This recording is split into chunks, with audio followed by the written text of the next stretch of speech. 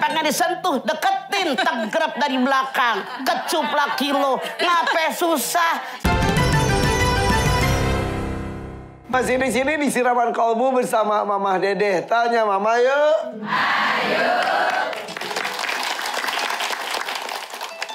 Pulang kampung bareng Mbak Dini. Untuk menengok keadaan besan. Betapa sedihnya hatiku ini. Sebab pasanganku berpaling karena bosan.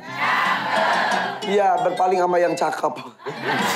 Soalnya besan dibawa jadi bosan. Ke rumah besan jadi ke rumah besan jadi bosan. Siapa mau nanya? Yang di sini mangga Ibu. Siap, mangga. Assalamualaikum warahmatullahi wabarakatuh. Waalaikumsalam. Perkenalkan, nama saya Aifarida dari Majelis Ta'lim BKMM DMI Sumedang. Oke, silakan. Tanya Mama yuk. Ayo. Begini ya Ma, saya punya teman itu pernah curhat ke saya. Teman lagi. Iya. Tetangga kebetulan lagi. Kita kan banyak teman. Oh iya. Tapi bukan diri sendiri ya. Tidak. Coba ya. Begini ya Ma, teman saya itu semenjak dia mengandung sampai kemudian melahirkan sampai kemudian anaknya sudah mulai besar, suaminya itu tidak pernah menyentuh lagi. Padahal secara materi sebenarnya kedua-duanya ini tidak ada kekurangan gitu. Ya. Nah ini menurut hukum itu bagaimana seorang suami yang tidak memperhatikan, mungkin ini kaitannya dengan rumah tangga kami berdua, suami istri. Berkali-kali saya bilang, jangan menyalahkan sebelah pihak. Ya. Kalau dia nggak romantis, kita yang romantis. Dia nggak nyentuh, kita sentuh. Dia nggak dekat, kita dekat. Tuh Bimbo aja nyanyi.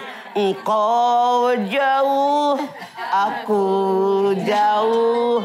Engkau dekat, aku dekat. Pengen disentuh, deketin, tegrep dari belakang. Kecup laki lo, ngapain susah. Saya yakin dia manusia normal. Sentuh tubuhnya yang paling sensitif. Gampang.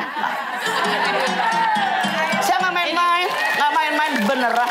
Mama mohon maaf, kalau misalnya ini ternyata misalnya yang salahnya itu misal ini ada di pihak suami, bagaimana sebaiknya untuk pihak istri? Anda lihat Anisa 19. Wa asiruhunna bil ma'ruf. Fa in karihtumuhunna wa sa'an takrahu syai'an wa yaj'alallahu fihi khairan katsira. Hei para suami, pergauli istri kalian dengan baik, dengan ma'ruf. Kecup mereka, belai mereka, puji mereka, sanjung mereka, sayangkan mereka. Koma. Kalau suatu saat kalian melihat dari istri kalian sesuatu yang kalian tidak suka, jangan jauhan mereka. Di balik kelakuan yang kalian tidak suka, Allah berikan hikmah yang sangat banyak. Jadi suami istri punya kelakuan yang baik, punya kelakuan yang buruk. Kata Allah dalam ayat ini, kalau ada yang buruk, jangan dilihatin yang buruknya doang, yang baiknya lihat. Begitu. Jadi kalau memang istri merasa suami kurang perhatian, istrilah yang memperhatikan suaminya. Gitu. Oke.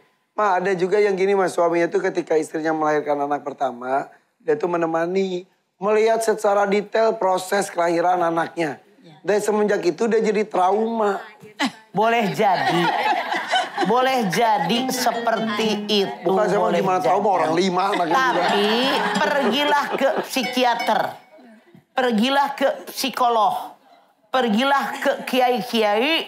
Sampaikan bermasalahnya. Mereka pasti berikan solusi. Iya. Katanya jadi ngeliat istri itu jadi kasihan. Maaf ya. Kalau menyentuh tuh jadi aduh takut kayak. Timbul rasa kasihan. Bukan hanya istri. Sama ibu Anda.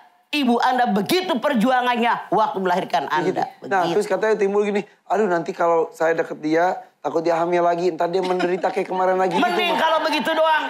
Kalau begitu sama bininya. Lalu perempuan lain digauli. Salah. Oh iya. Gitu. Oke. Ya kalau misal jadinya tidak gara-gara dia melihat proses. Blok gitunya cuma. Makanya ke psikolog, ke psikiater, sampaikan permasalahannya, robah keadaannya, bergaul dengan teman-teman yang normal. Ya itu ada yang cerita ke saya katanya sampai, aduh kasihan katanya ngelihat bener. Gitu ya, iya. Apalagi sekarang kan ada yang sampai di videoin, begitu perjuangan seorang ibu. Makanya Anda lihat di dalam Luqman 14. Wa wasainal insana biwalidayhi hamalatu ummuhu wahnan ala wahlin wa bisaluhu fi amaini aniskurli wali walidayka ilayyal masir. Aku wasiatkan kepada segenap manusia agar mereka berbakti kepada kedua orang tuanya, khususnya ibunya. Kenapa? Wahnan ala wahnin. Lagi hamil, lemah di atas kelemahan. Menyusukan kalian selama 2 tahun. Melahirkan. Yang diobras, dinetsi, di bordel. Masya Allah. Disisain panikin. Masya Allah. Makanya kata Allah, bersyukur kepada Allah. Bersyukur kepada kedua orang tua kalian.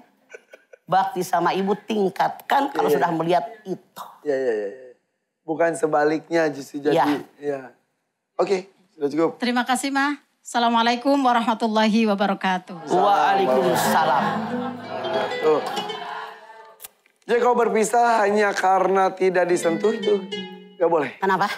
Kalau berpisah alasannya hanya karena... Sebentar. Kalau ini perempuan berusaha untuk menyentuh. Agar disentuh. Merangkul dengan berbagai cara. Bikinkan makanan yang membuat suami bergairah. Jadi berubah. Sudah maksimal belum? Kalau tidak maksimal, dia mundur berdosa. Kenapa? Kewajiban kita berusaha. Wa an laisa lil insani ila masa'a. Manusia tidak akan mendapatkan apapun kecuali usaha mereka. Usaha dong tuh yang perempuan. Yang jelas kembali kita ingatkan bahwa menikah itu adalah ibadah yang paling panjang. Paling panjang, paling lama. Yang namanya ibadah pasti ada godaan setan. Bukan pasti. Di situ godaan setan yang paling luar biasa. Iya, makanya kita harus terus saling mengingatkan suami ataupun istri bahwa kita tuh ibadah. Jadinya tidak tergoda dengan godaan setan dalam bentuk apapun namanya. Ya, mudah-mudahan. Seru nih Mas, siapa lagi mau nanya? Yang di sini silakan Mas. Sok berem. Assalamualaikum warahmatullahi wabarakatuh. Salam. Boleh pantun dulu ya? Pantun. Ke kolam renang bawa sayur lodeh. Kami senang bertemu Mamah Dedeh. Asik. Ketemu Ipan senang nggak? Mau patuh etonya kepepet. Sok atuh waktunya mepet. Iya. Tanya Mamah yuk. Yuk. Gini Mah, ya saya juga punya teman yang sempat curhat gitu kepada saya mengenai rumah tangganya. Namanya siapa ini? Oh iya, nama saya Cek Nung. Nung. Dari PD BKMM Kabupaten Sumedang. Dia itu sempat curhat mengenai keadaan rumah tangganya. Suaminya selingkuh, kemudian tidak bisa diperbaiki kayaknya gitu. Terus dia nanya gitu, Nung gimana kalau saya minta cerai gitu? Apa hukumnya? Saya belum bisa menjawab karena saya juga bukan ustadz gitu ya, belum tahu apa ilmunya gitu. Jadi nanya sama Mama. Sekarang saya jawab cenderung. Ya. Kalau suami selingkuh, ditegur berkali-kali, bolak-balik. Istrinya udah menderita batin dan dia menyakiti, tidak pernah minta maaf, bolak-balik. Kita gugat cerai, boleh. Kenapa? Anda lihat. Ketika laki-laki perempuan habis nikah, suami bacain talak. Kalau saya menyakiti istri dan dia tidak ridho, jatuh talak saya. Kalau saya tidak memberikan nafkah 3 bulan, dia tidak ridho, jatuh talak saya. Pergilah teman saya ke pengadilan agama, tiap kecamatan ada, bawa 2 orang laki-laki balik berakal sebagai saksi, selesai. Oh ya, jadi boleh ya untuk minta cerai seperti itu. Okay. Itu kesempatan bercerainya itu berapa kali? Sekali langsung. Cerai itu at-tolaku marrotani. Tolak itu hanya 2. Cerai, rujuk. Cerai, rujuk. 3 kali cerai tidak boleh rujuk. Kecuali si istri habis masa idah dengan suaminya, menikah dengan laki-laki lain, bukan rekayasa. Bukan pakai sutradara. Nikah dengan laki-laki lain, kemauan mereka sendiri, namanya mukholil. Jangan rekayasa, misalnya, lu kawin ya, bekas bini gue lo. Gue bayarlah 5 juta. Tapi lu jangan sentuh bini gue ya. Salah. Kalau mereka punya masalah, cerai, habis idah, baru suami yang pertama boleh kembali ke istrinya. Oke. Begitu. Tapi masalahnya begini mah, si suaminya nggak mau gitu, nggak mau nyerain gitu. Katanya masih sayang, masih cinta. Tapi si istrinya mau nggak gitu. mau nyerain kalau suaminya itu nyakitin istri. Dan dibenarkan oleh hakim ketok palu. Begitu masalahnya. Jadi si istri yang menggugat begitu ya? Cerai ya? Oke. Ya. Ma, tapi kalau ada perbuatan salah dari pasangan kita, misal laki-laki berbuat salah tadi selingkuh. Si istri itu wajib untuk mengingatkan, menasihati kan? Wajib ku anfusakum.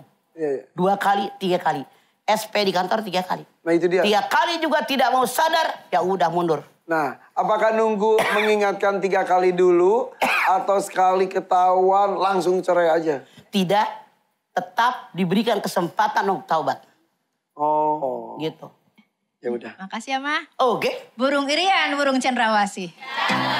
Cukup sekian dan terima kasih. Wassalamualaikum warahmatullahi wabarakatuh. Assalamualaikum warahmatullahi wabarakatuh. Oke, tapi tadi seperti yang Mama ceritakan tadi, nggak akan ada asap kalau nggak ada api. Jadi ketika ada sebuah perselingkuhan, bisa aja bukan membela para laki-laki. Ya. Harus ditanya dulu kenapa. Kan Mama bilang tadi, Ya. penyebabnya apa? Tidak akan ada asap kalau nggak tidak ada api. Makanya kalau orang bercerai, ada nih ya Mama punya murid, sampai 5 kali cerai. Orang-orang bilang, ih begitu ngeganggu suami orang. Tidak, Mama tahu persis. Menikah, meninggal. Menikah lagi meninggal. Menikah suaminya selingkuh. Kemudian menikah suaminya KDRT, mundur. 5 kali menikah bukan kesalahan dia. Ngan bagian dia, kesian dia justru. Ya. Oke, tapi yang jelas pilihan mau lanjut atau pisah, Ya. tapi ada kewajiban untuk memperbaiki dulu pasangan kita. Iyalah, lebih baik memperbaiki yang ada daripada memulai yang baru yang belum tentu baik tidaknya. Gitu. Oke, tampaknya menarik, tampaknya banyak pertanyaannya. Sesaat lagi Maya, kita kembali tetap di sini di Sirawan Kolbu bersama Mama Dede. Tanya Mama yuk. Ayo.